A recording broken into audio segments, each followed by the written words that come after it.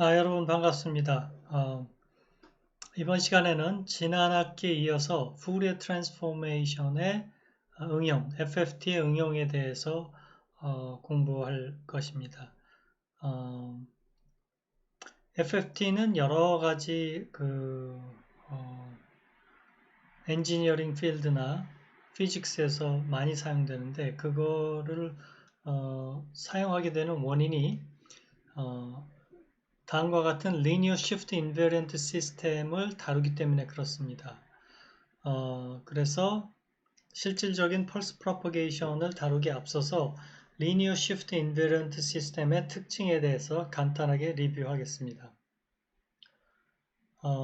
LSI 시스템이라고 하는데 LSI 시스템의 특징은 이름에서도 나와 있듯이 Linearity Property가 있습니다. Linearity Property는 어떤 LSI 시스템의 인풋을 G1 인풋을 집어넣었을 때 타임 도메인에서 펑션입니다.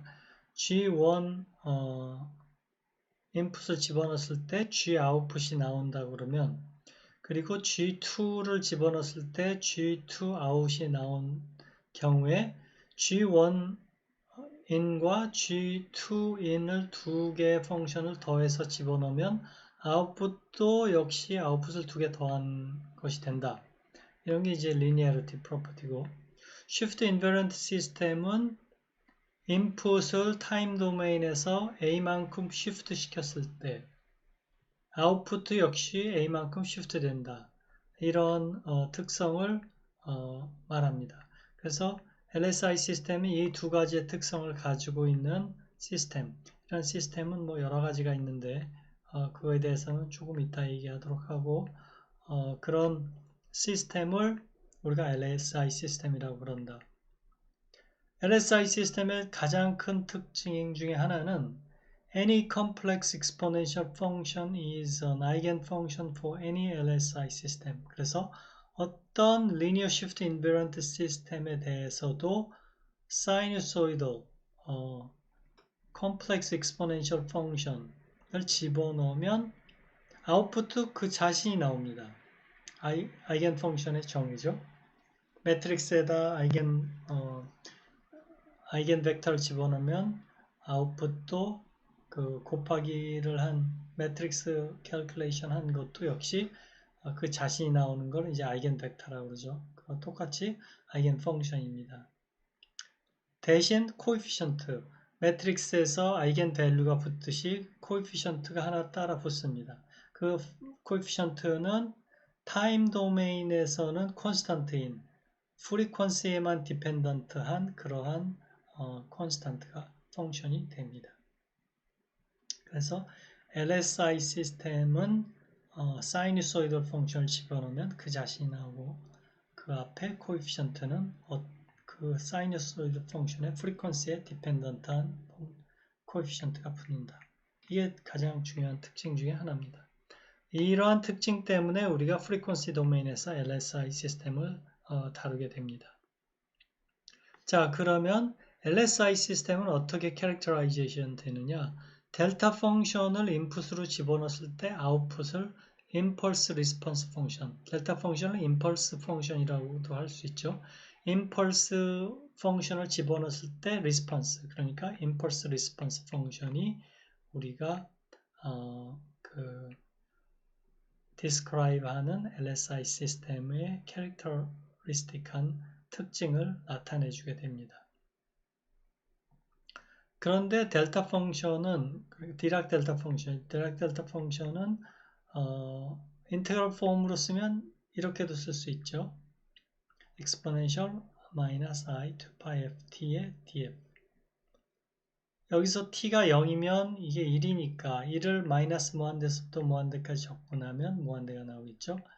t가 0이 아니면 이거는 사이누소이덜한 펑션이니까 마이너스 무한대에서부터 무한대까지 적분하면 캔슬돼서 0이 나오게 됩니다.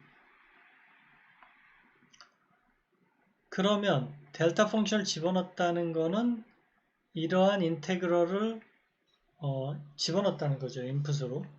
인테그럴은 썸메이션으로 우리가 FFT에서 공부했듯이 썸메이션으로 나타낼 수가 있잖아요. 그래서 생각할 수 있잖아요. 그래서 인테그럴은 summation, frequency component의 summation이고 각 frequency component들은 LSI에서의 어떤 LSI 시스템에 대해서도 아이겐 펑션이기 때문에 그대로 빠져나오게 되겠죠. 그리고 앞에 코에피션트만 frequency dependent한 코에피션트가 붙겠죠. 그래서 HT는 다름 아닌 H of F 곱하기 exponential minus 2pi ft의 적분값 이렇게 됩니다. 이거는 우리가 후리에 트랜스포메이션에서 후리에 인버스 트랜스포메이션의 정의가 되겠죠. 그래서 우리가 이것은 간단히 capital H of F의 후리에 인버스 트랜스포메이션으로 나타낼 수가 있게 됩니다. 그래서 임펄스 리스폰스 펑션은 싱글 프리퀀시에 대한 리스폰스 그 아이겐 밸류처럼 나타내는 H of F, capital H of F의 후리에 트랜스폼이다. 이렇게 결론을 지을 수 있습니다. 그래서 싱글 프리퀀시에 대한 코에피션트 H of F를 우리가 트랜스퍼 펑션이라고 부릅니다. 트랜스퍼 펑션은 임펄스 리스폰스 펑션의 후리에 트랜스포메이션으로 구할 수 있고 반대로 IRF는 트랜스퍼 펑션의 인버스 후리에 트랜스포메이션으로 구할 수가 있게 됩니다. 여기서 우리가 양자역학에서 많이 나온 그러한 프로퍼티 중에 하나인데 간단하게 짚고 넘어가겠습니다. A function is called Hermitian when its complex conjugate equals to its inverted one. 그래서 complex conjugate가 inversion 된 펑션하고 같을 때 이거를 Hermitian 펑션이라고 우리가 하죠. 그런데 A function ht is real valued if and only if its Fourier transformation is Hermitian. 그러니까 impulse response 펑션이 리얼이면 그거의 트랜스퍼 펑션은 허미션이 되고 트랜스퍼 펑션이 허미션이면 impulse response 펑션이 리얼 값을 가지게 된다. 이런 얘기입니다. 우리가 양자역학에서는 오퍼레이터의 expectation value가 오퍼레이터가 허미션이면 expectation value가 리얼이다. 이렇게 그런 거 배운 적 있죠? 그거랑 일맥상통하는 수학적인 개념이라고 보면 되겠습니다. 어쨌든 넘어가도록 하죠. LSI 시스템의 그 가장 중요한 프로퍼티 중에 하나가 인풋을 집어넣었을 때 아웃풋은 인풋에다가 IRF를 컨볼루션 하면 얻게 됩니다. 왜 그러느냐? 이거는 이제 LSI 시스템의 프로퍼티인데 간단히 증명할 수는 있는데 그냥 프로퍼티로 여기서는 우리가 짚고 넘어가는 시간을 짚고 넘어가겠습니다. 그렇기 때문에 그런데 컨볼루션 티어림 우리가 그 후리에 트랜스포메이션 할 때 우리 프로퍼티 중에 하나가 컨볼루션이면 후리에 트랜스포메이션 하면 곱하기가 되죠. 반대로 여기서 프리퀀시 도메인에서 컨볼루션이면 타임 도메인에서는 곱하기가 되겠죠. 그게 이제 컨볼루션 티어림인데 컨볼루션은 우리가 한 포인트 값을 계산하기 위해서 두 개의 펑션을 인테그랄해서 다 더해줘야 됩니다. 그래서 아웃풋을 계산하기 위해서 굉장히 많은 컴퓨테이셔널 파워를 요구하게 됩니다. 그에 반해서 인풋을 후리에 트랜스포메이션 하게 되면 아웃풋의 프리퀀시 도메인의 펑션은 인풋 프리퀀시 펑션에다가 트랜스포 펑션을 곱해주기 때문에 한 번에 계산이 됩니다.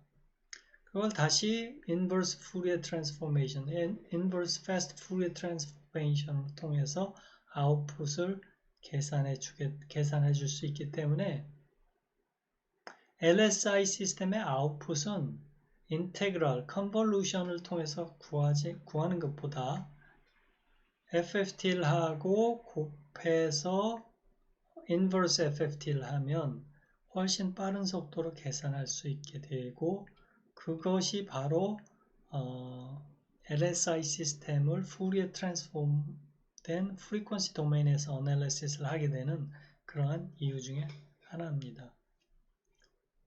특별히 이러한 스페시픽한 사인 펑션, 사이누소이드 펑션 이게 exponential i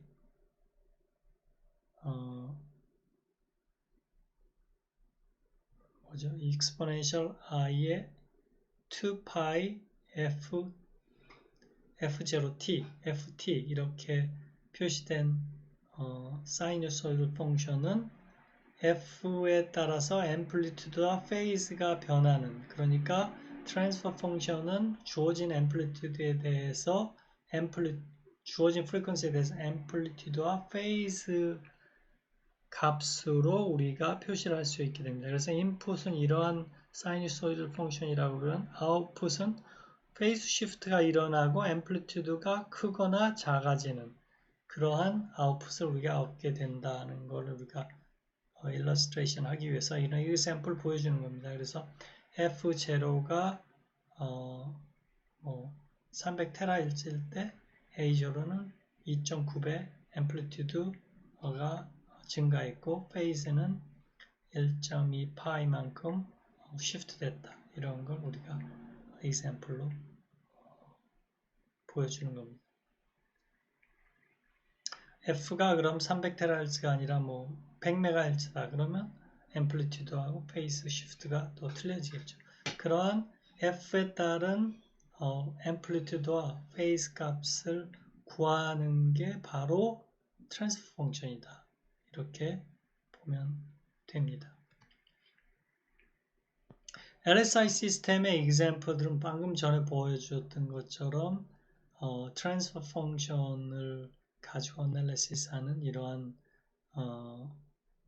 그 example들은 linear electronic device, any linear device들 그리고 amplifier들이 전부 다 LSI 시스템입니다. 그래서 스피커나 마이크, 오디오 시스템, electronic amplifier 이런 것들이 전부 LSI 시스템입니다. impulse response 펑션을 구해서 우리가 이걸 characterization 하게 되죠, 보통. 아니면 transfer 펑션, 이거에 Fourier transformation 된 transfer 펑션을 가지고 analysis를 하게 되죠. any differential equation들, differential operator라고 말을 할 수 있는데 이런 것들은 모두 LSI 시스템입니다. 그러니까 어떤 펑션이 주어졌을 때 아웃풋을 구한다. 그 아웃풋을 구하는 게 미분하는 오퍼레이터다. 그러면 아웃풋과 인풋의 관계는 LSI 시스템입니다. 세컨드 오더 미분, 더드 오더 미분 모두 다 LSI 시스템입니다.